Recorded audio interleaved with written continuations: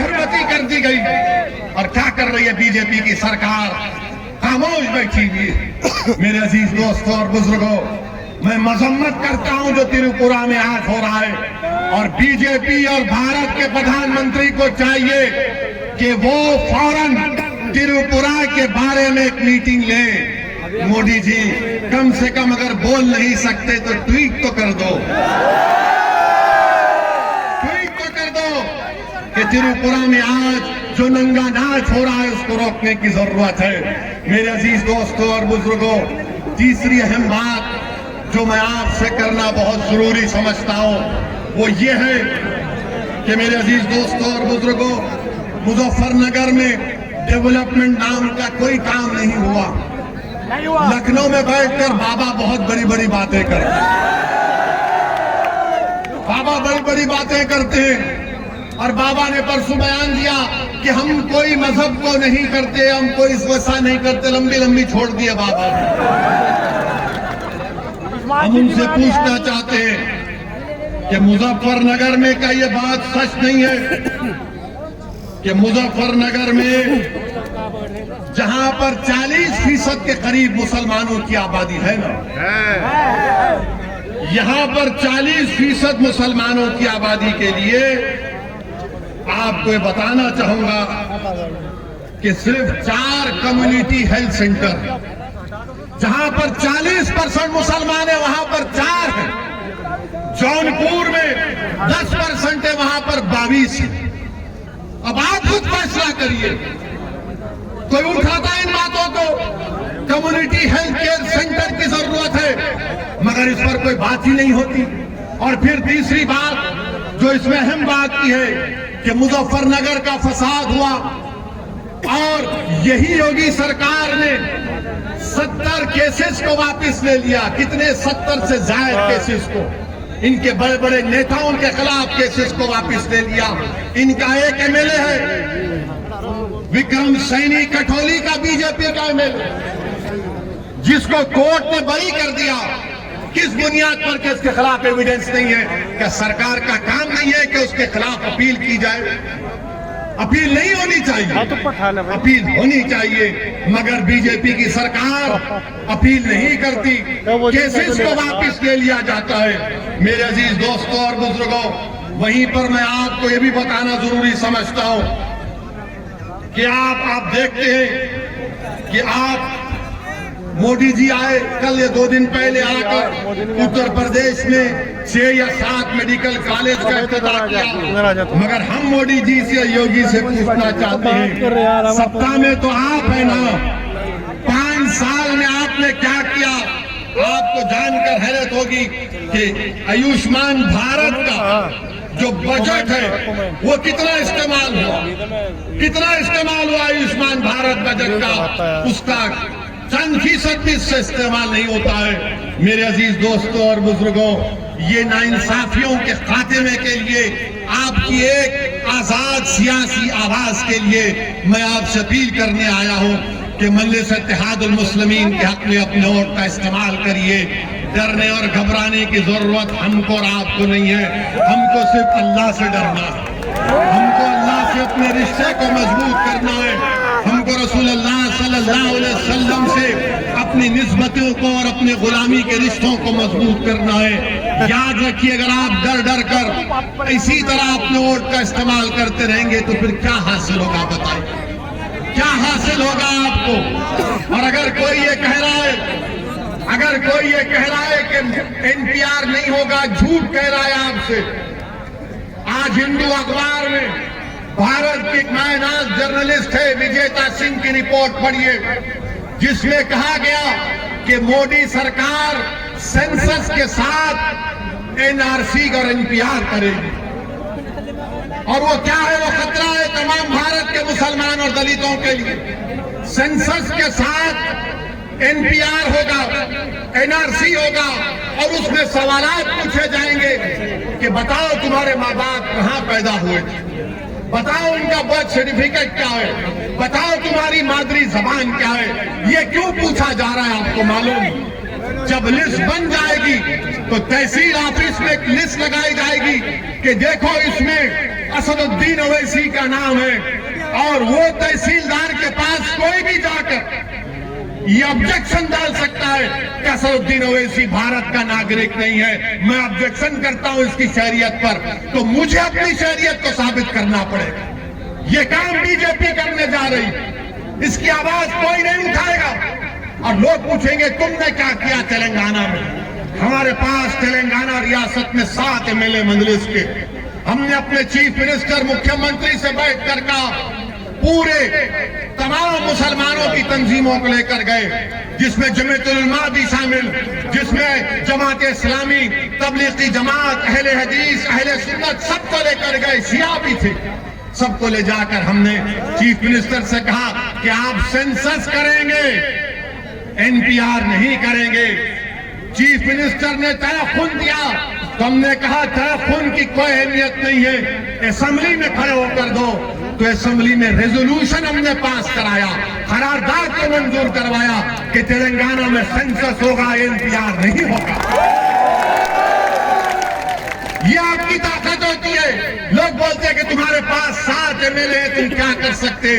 हमको मंत्री संतरी बनने का शौक नहीं है, मुझे मंत्री बनने का शौक नहीं है, मुझे आपको इंसाफ दिलाने से मतलब है, मुझे इंसाफ दिलाने से मतलब है। आपने सबको वोट डाला, कोई संतरी बना, कोई विधायक बना, कोई मंत्री बना, कोई ऊंचा चला गया, मगर इतना ऊंचा गया कि जिसने उसको ऊंचाई पर पहुंचाया उनको ही भूल गया। मेरे अजीज दोस्तों और बुजुर्गों, ये मोदी सरकार सेंसस के साथ ये हरकत करना चाहती है। हम मोदी सरकार को बताना चाह रहे हैं कि अगर एनपीआर होगा मोदी जी, तो खुदा की कसम असदुद्दीन ओवैसी मुजफ्फरनगर आकर एहतजाज करेगा।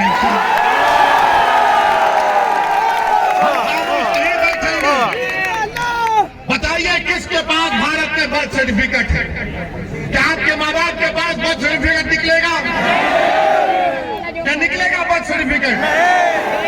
वो यूपी का बच्चा है जो इंदौर गया, इंदौर मध्य प्रदेश में गया, मध्य उसका नाम तस्लीम था, चूड़ियां बेच रहा था, तो उसको मारा गया कि तू कुछ और हरकत कर रहा है, तो उसको जेल में क्यों डाल दिया गया मालूम आपको? अब तक 3 हफ्ते से तस्लीम जेल में है, कोई गलती नहीं है, गलती सिर्फ उसके आधार कार्ड में एक नाम की गलती है, तो कहा गया तेरा आधार कार्ड झूठा है। और तस्लीम पिछले 3 हफ्ते से मध्य प्रदेश की जेल में है। मेरे अजीज दोस्तों और बुजुर्गों, याद रखो ये आने वाले असेंबली के चुनाव हमारे लिए बहुत अहम है। अगर आप अपनी क़यादत को मजबूत करेंगे, अगर आप अपनी आवाज को मजबूत करेंगे, तो कोई लड़ने वाला होगा आपके लिए। आपने कभी इस नेता को चुना तो वो कभी बीएसपी में थे, कभी दाढ़ी थी तो दाढ़ी कटाकर सपा में चले गए। मैं किसी का नाम नहीं लेना चाहता हूं, मैं नाम नहीं ले रहा, आप जानते हैं। हमारी दाढ़ी है, अल्हम्दुलिल्लाह रहेगी, थोड़ी काली थी अब व्हाइट हो रही है, और इसके जिम्मेदार हमारे घर वाले हैं, धूप नहीं है। मगर मेरे अजीज दोस्तों और बुजुर्गों, ये दल बदल की सियासत से काम नहीं चलने वाला है कि अगर उनको सिर्फ अपनी पड़ी है, मगर कौम के बारे में कौन सोचेगा, मिल्लत के बारे में कौन सोचेगा, लीडरशिप कौन बनाएगा, कौन आवाज बनेगा मजलूमों की? हम मजलूम हैं, वो जालिम बैठे इख्तिदार की कुर्सियों पर। हमको अपनी मजलूमियत को समझते हुए जालिम के जुल्म को रोकना पड़ेगा। अगर नहीं रोकेंगे तो नतीजा देख रहे हैं कि उत्तर प्रदेश में हजारों की तादाद में हमारे कुरैश भाई बेरोजगार हो चुके हैं, हजारों की तादाद में कुरैश भाई बेरोजगार हो चुके हैं। बुनकर का कारोबार करने वाले हमारे अंसारी भाई, उनके पावरलूम बंद पड़े, उनके योगी सरकार ने उनकी माशियत को बर्बाद कर दिया, बरकी की बिजली की कीमतों में इजाफा करके।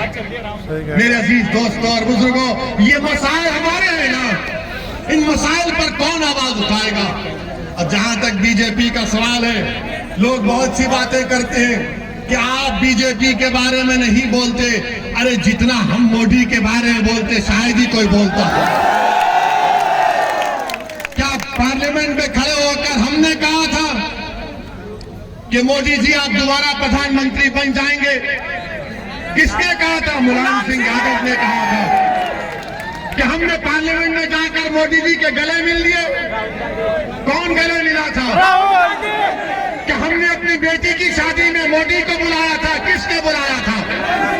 आप सब करेंगे, आप शादी में बुलाएंगे, आप बोलेंगे तुम प्रधानमंत्री बन जाओ, तुम गले भी मिलेंगे। और जब ओवैसी आकर उत्तर प्रदेश के मुसलमानों से कहेगा कि नेता बनो, लीडर बनो, कायद बनो, तो बोलेंगे तुम्हारे वोट काटने आया है, तुम्हारा दुश्मन है। हम तुमको वोट डालते रहेंगे, हम तुम्हारे लिए दरी बिछाएंगे, तुम्हारे सर पर ताज रखेंगे और हम भीख का कासा लेकर अपने बच्चों की जिंदगी की भीख मांगेंगे। मेरे अजीज दोस्तों और बुजुर्गों, हमको जमहूरियत हक देती है कि हम अपने मसाइल को हल करें। आप देखिए तेलंगाना में हमने गवर्नमेंट पर दबाव डालकर वहां पर तेलंगाना में 60,000 मुसलमान बच्चे और बच्चियां बगैर फीस दिए गवर्नमेंट के स्कूल में पढ़ती है, क्लास 6 से क्लास 12वीं तक। बेहतरीन स्कूल है। क्या इस तरह का काम उत्तर प्रदेश में नहीं किया जा सकता? क्या अब आपको बच्चों को, अपने बच्चे और बच्चियों को पढ़ाने का शौक नहीं है? हर मुसलमान को है, मगर पैसे नहीं है पढ़ाने के लिए। हकीकत है मेरे अजीज दोस्तों और बुजुर्गों। और फिर मोदी की हुकूमत है, कितनों के पास मोटरसाइकिल है? हाथ उठाओ।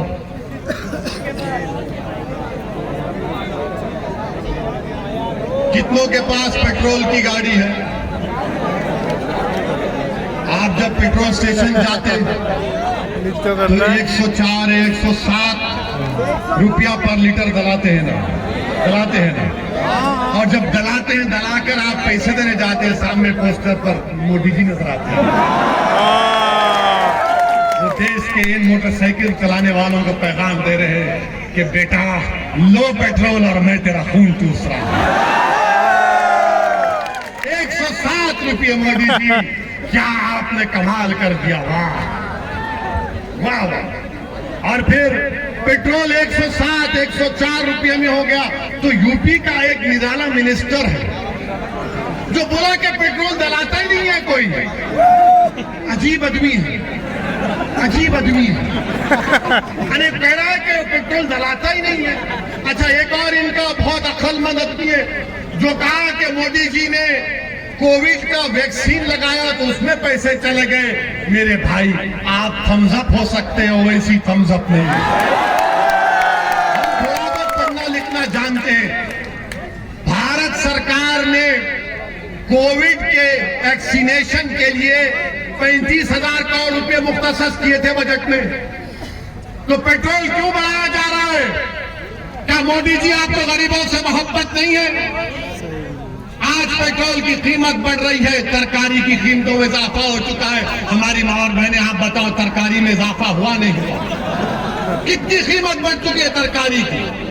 खाने को खाना नहीं है, हम कुछ भी नहीं खा सकते। गरीब भारत का भूखा मर रहा है, मगर मोदी जी और बीजेपी आरएसएस कह रही है कि गाय का गोश्त की बात करो, मॉब लिंचिंग की बात करो, भड़काओ, दुश्मनी पैदा करो, क्रिकेट मैच है तो भी सभी को ब्लेम करो।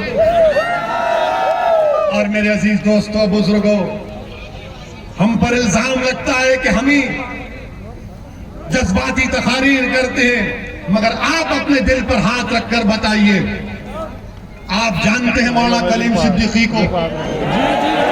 जानते हैं मौलाना कलीम सिद्दीकी को? भाई, ये सपा वाले क्यों नहीं बोलते उनके बारे में? क्यों नहीं बोलते समाजवादी वाले?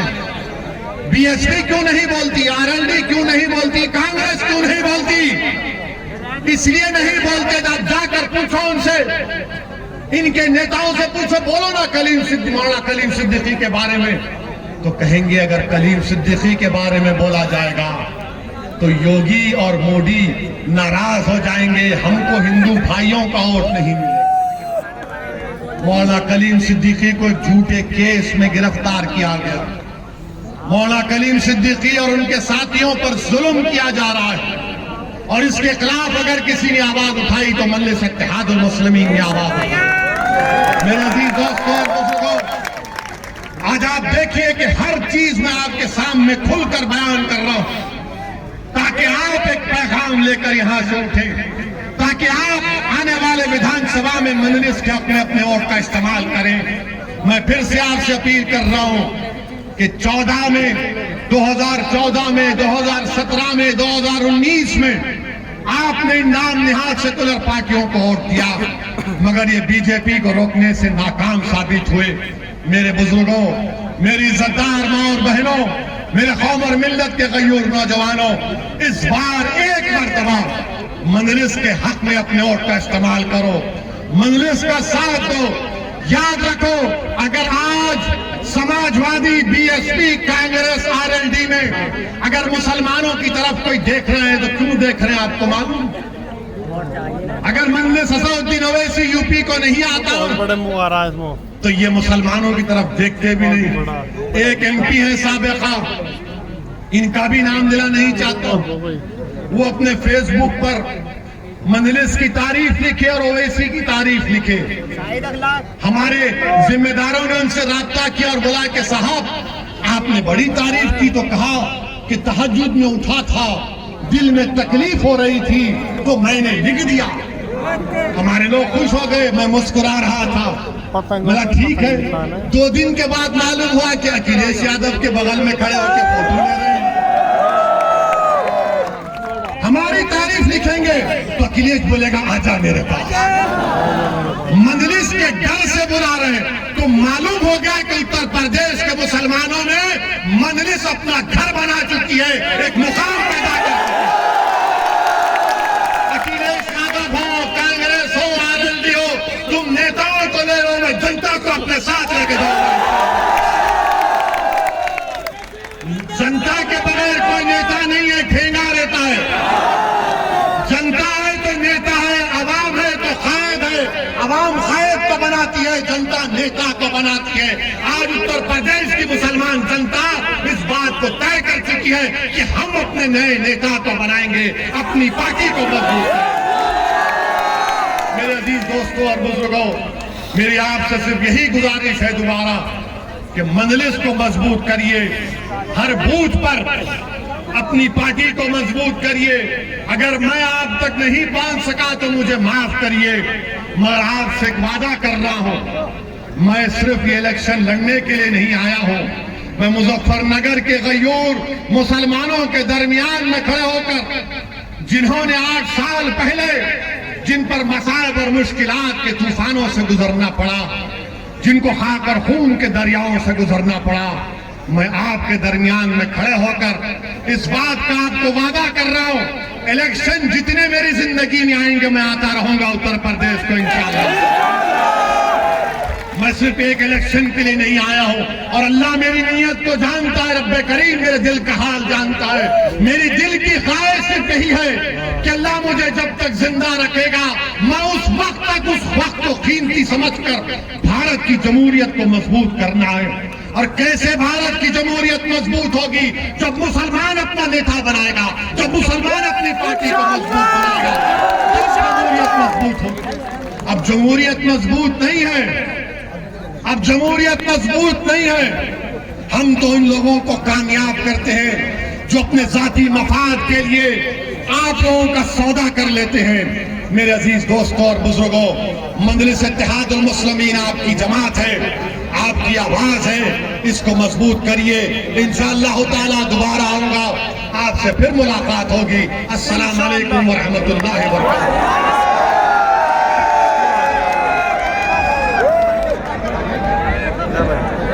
माशाअल्लाह।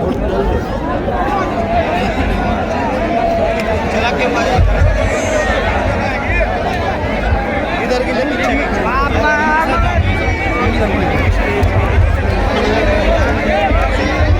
पाओ वैसे पाओ हमारे ले लो। आना आना आना असदुद्दीन ओवैसी, असदुद्दीन ओवैसी, असदुद्दीन ओवैसी, असदुद्दीन ओवैसी, अकबरुद्दीन ओवैसी। देखो देखो कौन है, देखो देखो कौन है, देखो देखो कौन है। हाथ उतर रहा अब इधर भी देखो। हमारा नेता कैसा है? हमारा नेता कैसा हो? ऑल इंडिया का लीजिए मेरे जैसा। ऑल इंडिया का लीजिए क्या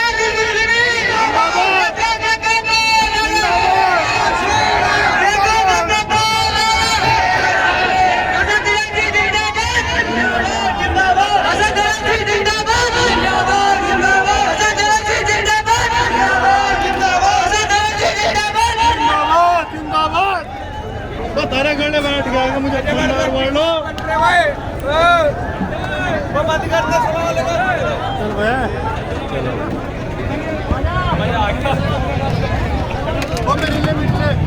आ जा जाके आ दो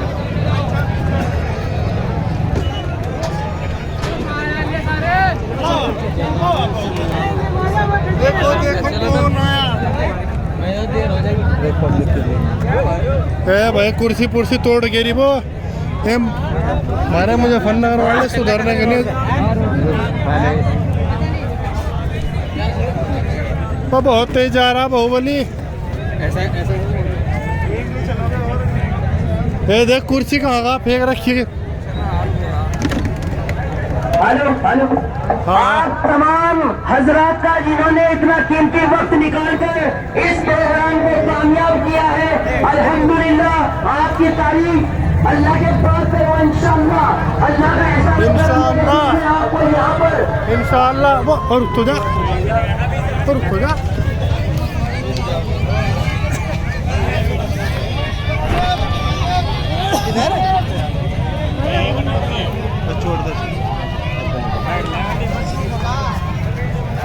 तेरी बाइक कहाँ खड़ी बाबा कितनी पब्लिक बाबा ये तो हो रही 2-3 करोड़ बाबा